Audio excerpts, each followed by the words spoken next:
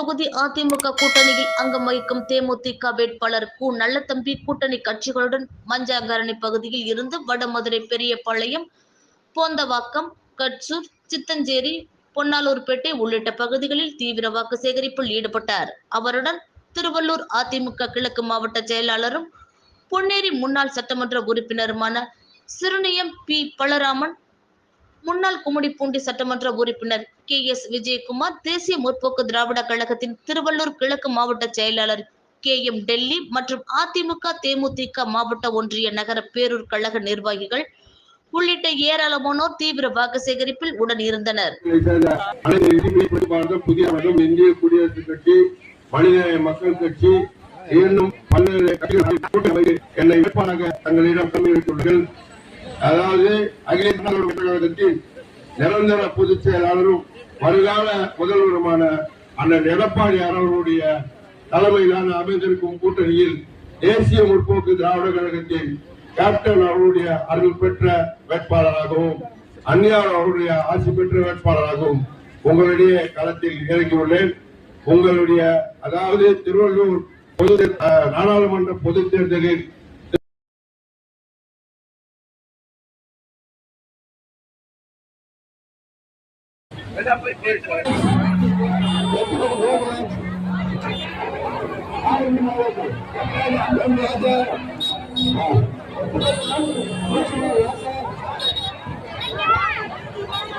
இந்த அரசு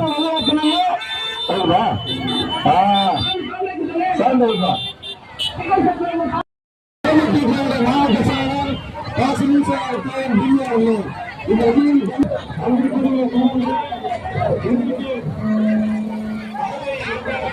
வாக்கு கேட்டு வருகை தந்துள்ளேன். உங்களுக்காக பணியாற்றிட, உங்களுக்காக உழைத்திட, உங்கள் பிரச்சனைகளை பாராளுமன்றத்தில் எடுத்து சென்று முறையிட உங்களுடைய பிரதிநிதியாகத்தான் நான் இங்கு வந்திருக்கிறேன்.